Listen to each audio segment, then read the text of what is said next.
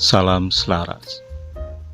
Sahabat Sintrum, selamat bertemu kembali dengan channel YouTube kesayangan kita, yaitu Sintrum. Channel ini akan membahas berbagai hal yang berhubungan dengan sains dan teknologi.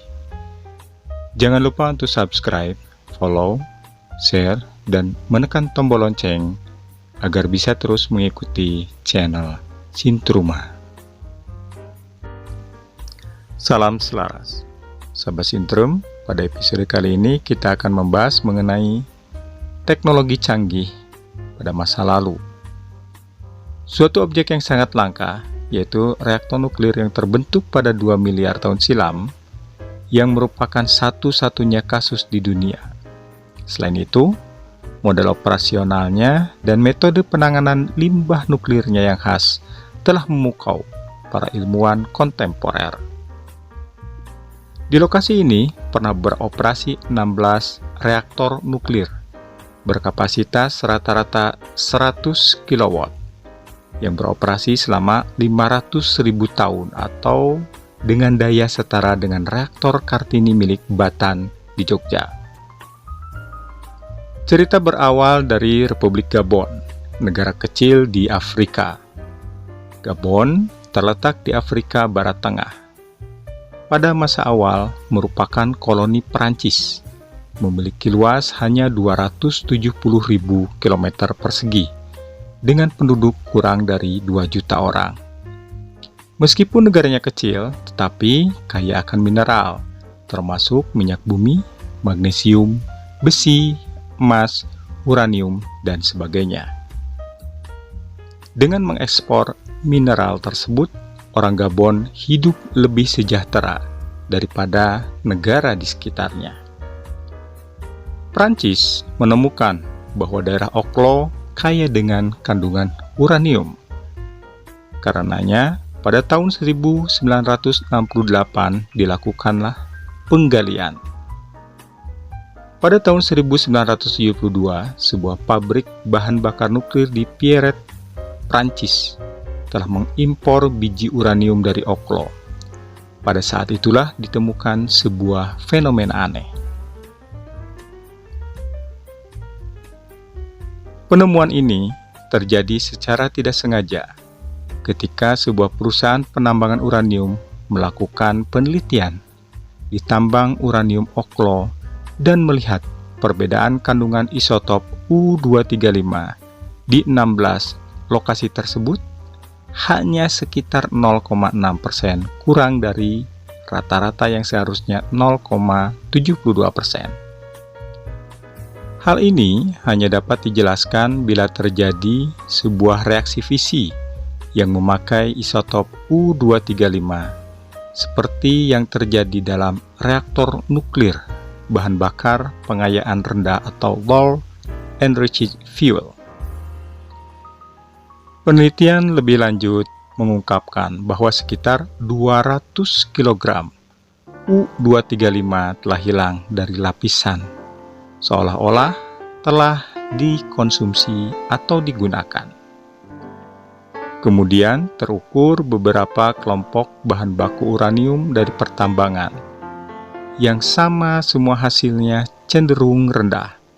Fenomena abnormal ini telah menarik perhatian para ilmuwan.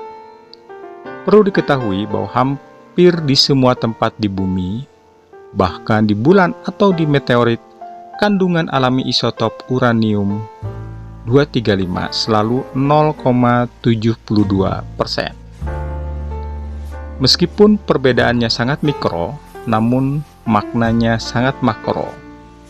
Cukup membuat para ilmuwan mencurigai bahwa biji uranium Oklo ini mungkin bukan produk alamiah. Mungkinkah biji ini sudah pernah dilakukan pemrosesan manual? Dengan penuh keraguan, para ilmuwan melakukan investigasi di tempat itu dan menemukan bahwa meskipun tambang uranium Oklo adalah tambang bermutu tinggi dengan kandungan uranium tinggi, namun kandungan isotop uranium-235 di seluruh area penambangan rata-rata hanya 0,62. Sekali lagi, nilai terendah hanya 0,296%. Hal mana kejadian ini sangatlah abnormal. Para ilmuwan bergegas melakukan penelitian lebih lanjut dan segera menemukan penyebabnya, yaitu fisi nuklir. Mengapa? Karena inti atom yang lebih berat ketika membelah akan menghasilkan unsur baru yang ringan. Sedangkan kandungan unsur ringan dalam biji tambang uranium tersebut sangat tinggi. Selain pernah terjadi fisi nuklir, tidak ada penjelasan lainnya.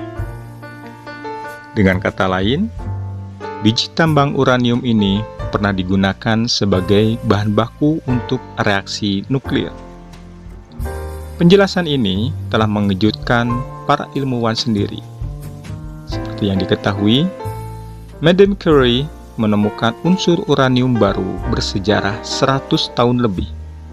Dan pembangkit listrik tenaga nuklir pertama di dunia lahir di Inggris pada tahun 1956. Tambang uranium Oklo terkubur jauh di dalam tanah dan usianya sudah sangat tua. Hal ini jelas bukan merupakan barang buangan industri nuklir modern. Lalu, apa sebetulnya itu? Setelah hasil survei dilaporkan ke French Academy of Science, hal ini telah membangkitkan minat yang besar dari fisikawan di seluruh dunia. Para ahli datang berbondong-bondong untuk melakukan berbagai penelitian di tambang uranium Oklo tersebut. Ternyata fenomena yang terjadi di Oklo tersebut sesuai dengan teori yang dituliskan oleh Profesor Paul Kuroda dalam Journal of Chemical Physics 16 tahun sebelumnya, di mana dijelaskan bahwa ada 4 kondisi yang harus terpenuhi untuk reaksi fisi alam terjadi. Yang pertama, ketebalan lapisan uranium harus di atas 1 meter. Yang kedua, konsentrasi U235 harus di atas 1%. Saat ini, rata-rata di dunia U235 di alam tidak lebih dari 0,7%. Sehingga, walaupun ada lapisan uranium yang lebih tebal dari 1 meter, tetapi konsentrasi isotop U235 tidak lebih dari 0,7%. Sehingga, reaksi fisi tidak akan terjadi. Sementara, 2 miliar tahun yang lalu, pada kisaran 3%. Yang ketiga, harus ada moderator untuk menghambat laju kecepatan neutron, yang saat itu adanya sumber air berkelanjutan dalam lapisan uranium yang dapat bertindak sebagai moderator. Dan yang keempat, tidak adanya boron atau litium yang menjadi racun dan dapat menghentikan reaksi fisi. Ajaibnya, semua kondisi yang sangat spesifik tersebut terjadi dalam kadar yang tepat, sehingga reaksi fisi nuklir dapat terjadi dan bertahan selama ratusan ribu tahun. Pada bulan Juni 1975, Badan Energi Atom Internasional menyelenggarakan seminar akademis khusus di Libreville, ibu kota Gabon.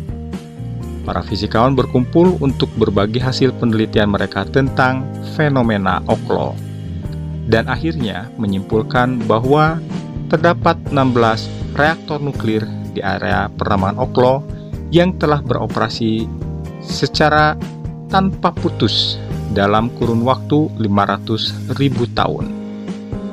Sekitar 2 miliar tahun yang lalu dengan kapasitas pasokan rata-rata 100 kW yang dapat memasok beberapa puluh pemanggang roti untuk beroperasi. Hal ini betul-betul sangat mengejutkan. Jika reaktor nuklir ini terbentuk secara alami, lalu mengapa mereka tidak meledak dan menghancurkan diri sendiri setelah reaksi berantai fisi nuklir terjadi? Mekanisme apakah yang memungkinkan mereka untuk mengatur diri sendiri dan beroperasi secara stabil dan terus-menerus selama ratusan ribu tahun. Dan bagaimana pula limbah nuklir radioaktif ditangani dengan aman? Untuk menjawab berbagai pertanyaan di atas, para ilmuwan telah melakukan banyak penelitian selama lebih dari 40 tahun. Namun, dengan semakin terungkapnya teka-teki, orang-orang semakin cenderung mempercayai bahwa reaktor nuklir Oklo mungkin bukan terbentuk secara alami. Mengapa dikatakan demikian? Marilah kita lihat 3 keunikan reaktor nuklir Oklo yang ditemukan oleh para ilmuwan. Keunikan yang pertama, kandungan uranium yang luar biasa. Uranium-235 hendaknya cukup melimpah dan mencapai titik kritis baru dapat menyebabkan reaksi berantai fisi nuklir. Saat ini, bahkan urat tambang uranium dengan cadangan terbesar dan konsentrasi tertinggi juga tidak dapat menjadi reaktor nuklir karena konsentrasi uranium-235 terlalu rendah, bahkan kurang dari 1%.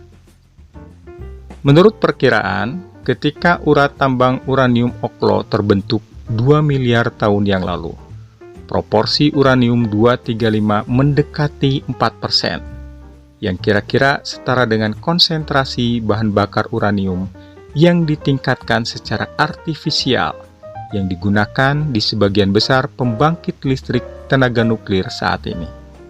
Dengan kata lain, biji tambang uranium Oklo sangat mungkin juga telah dimurnikan secara artifisial. Keunikan yang kedua, terdapat pola Gersер ajaib yang tidak berubah selama 500.000 tahun.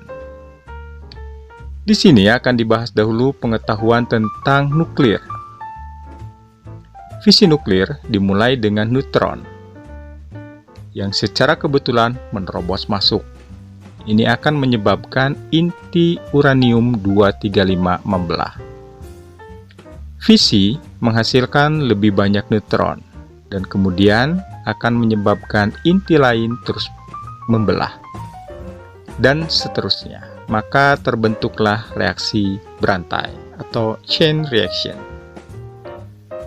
Agar reaktor nuklir uranium-235 dapat beroperasi secara stabil, harus ada, tanda kutip, moderator neutron untuk mengkatalisasi fisi nuklir, dan, tanda kutip, racun neutron untuk mengontrol laju reaksi nuklir. Keduanya satu pun tidak boleh kurang. Fisi uranium-235 menghasilkan energi hanya di bawah tumbukan neutron lambat, sedangkan neutron yang dihasilkan ketika atom uranium baru terbelah kecepatannya sangat tinggi. Maka dari itu diperlukan adanya semacam moderator untuk memperlambat kecepatan neutron yang dilepaskan selama fisi. Dengan demikian, reaksi nuklir dapat berlanjut. Pada pembangkit listrik tenaga nuklir pada umumnya digunakan tanda kutip air ringan atau tanda kutip air berat sebagai moderator. Pada saat yang sama, demi memastikan bahwa reaktor nuklir dapat beroperasi secara stabil tanpa terjadi ledakan nuklir, reaktor nuklir akan menggunakan racun neutron untuk mengontrol kecepatan reaksi berantai nuklir dengan menyerap kelebihan neutron bebas. Bahan penyerap neutron ini biasanya ditempatkan di batang kendali reaktor. Reaktor nuklir Oklo dengan cerdik menggunakan model geyser, yaitu sejenis mata air panas yang menyembur secara periodik, mengeluarkan air panas dan uap air ke udara. Penelitian oleh ilmuwan Rusia, Profesor Oleg Pemeshik, menunjukkan bahwa reaktor Oklo digunakan hanya sebentar-sebentar, beroperasi selama 30 menit, kemudian dimatikan setidaknya selama 2,5 jam untuk kemudian dioperasikan lagi. Ia menggunakan air tanah sebagai moderator neutron untuk memperlambat neutron cepat yang dihasilkan selama fisi uranium-235, sehingga reaksi nuklir berantai berlanjut. Panas yang dilepaskan oleh reaksi nuklir memanaskan air tanah hingga mendidih dan menguap. Kemudian, dalam letusan spektakuler, semua air bawah tanah yang mendidih dibuang. Jadi, tanpa moderator neutron, reaksi berantai akan berhenti. Kemudian, air perlahan-lahan kembali ke zona reaksi. Neutron mengalami perlambatan yang memadai. Fisi nuklir dimulai lagi, dan reaktor mulai bekerja lagi. Berulang kali dengan cara ini, masuknya air, perebusan air, dan penguapan air secara terus-menerus yang bertindak bagaikan batang kendali reaktor modern, memungkinkan reaktor untuk beroperasi secara stabil selama puluhan atau bahkan ratusan ribu tahun tanpa kasus kehancuran ataupun ledakan. Namun, harus dicatat bahwa geyser sangat langka di alam bebas karena kondisi pembentukan yang sangat keras. Selain harus ada sumber panas bumi dan air tanah, juga harus ada struktur hidrogeologi khusus. Permukaan tanah harus memiliki sistem celah yang mengarah langsung ke daerah panas bumi. Lalu, harus memiliki semacam bahan khusus, yaitu silikon dioksida atau SiO2 yang dilarutkan dari batu dan diendapkan di dinding bagian dalam sistem pipa geyser agar kedap udara, sehingga tekanan yang terjadi di bawah bisa dibawa sampai ke atas tanpa kebocoran. Dengan demikian, air dapat tersembur. Dan karena volume air dan suhu air tanah mudah terpengaruh oleh lingkungan sekitar, hampir tidak ada geyser yang stabil terus-menerus menyembur secara teratur. Saat ini, hanya air mancur Old Faithful di Yellowstone Park di Amerika Serikat yang agak tepat waktu. Namun, air mancur Old Faithful tersebut juga tidak stabil.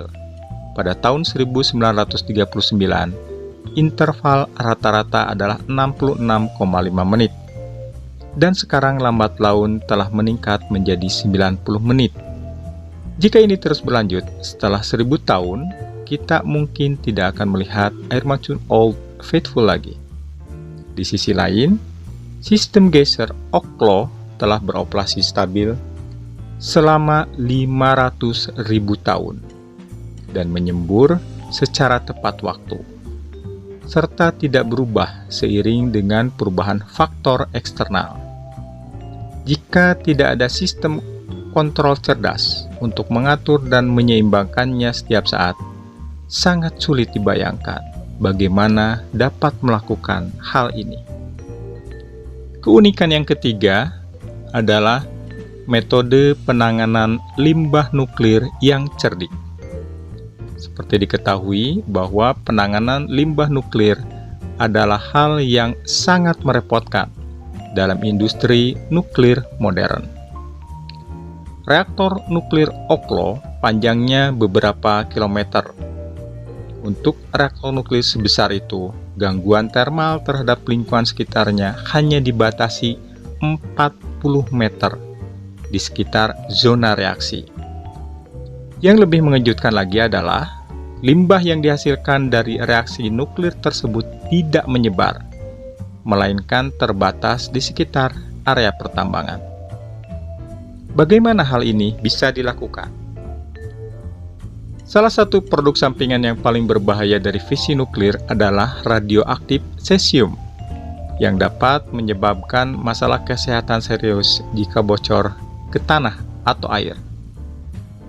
Dr. Eva Groupman dari US Naval Research Laboratory menemukan dalam penelitiannya bahwa cesium yang dihasilkan oleh reaktor nuklir Oklo secara cerdik dikombinasikan dengan struktur molekul rutenium, semacam produk fisi lain, sehingga tidak ada kebocoran dari reaktor nuklir purba itu.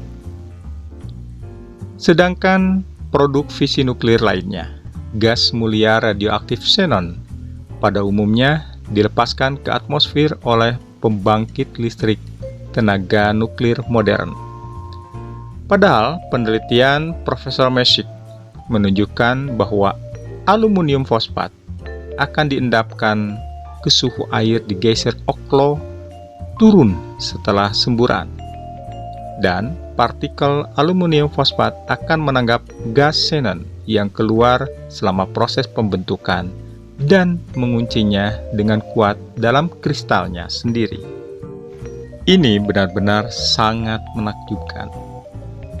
Siapakah yang menemukan efek istimewa dari rutenium dan aluminium fosfat? Dan metode cerdik apakah yang digunakan untuk membuat bahan radioaktif itu patuh dan masuk sendiri ke dalam reaktornya? Dr. Groopman pernah mengatakan dengan kagum, apa yang terjadi di dalam reaktor telah terkumpul bersama bagaikan suatu keajaiban yang sulit dipercaya. Jika semua desain rumit ini satu demi satu hanyalah secara kebetulan yang terjadi di alam, maka hanya bisa dikatakan sebagai karya kekuatan supernatural. Para ilmuwan mengatakan bahwa usia planet Bumi adalah 4,5 miliar tahun. Sedangkan catatan sejarah umat manusia dari para ilmuwan hanyalah sekitar 5.000 tahun. Bagaimana dengan sebelum 5.000 tahun? Primitifkah? Lantas, bagaimana dengan sebelum primitif? Tidak ada yang tahu. Tapi sejarah justru adalah eksistensi abadi di dalam kehidupan ini. Sering dikatakan pula bahwa sejarah itu berulang. Jika demikian halnya, berapa banyak peradaban dan berapa banyak manusia yang pernah menghuni planet bumi ini, yang mengalami pembangunan, kemakmuran, kemunduran, dan keheningan dalam 4,5 miliar tahun terakhir. Dan tentunya bukanlah suatu kebetulan jika terdapat reaktor nuklir Oklo hadir 2 miliar tahun yang lalu. Tentu sudah ada peradaban dan teknologi canggih manusia pada saat itu yang luput dari catatan sejarah dan merupakan tantangan bagi manusia pada masa ini untuk meniru teknologi pengolahan nuklir yang aman bagi lingkungan sekitarnya. Sahabat Sintrom, demikian pembahasan kali ini mengenai teknologi canggih di masa lalu.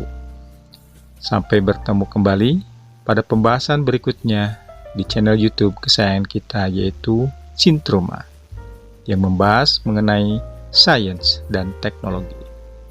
Salam selaras selalu.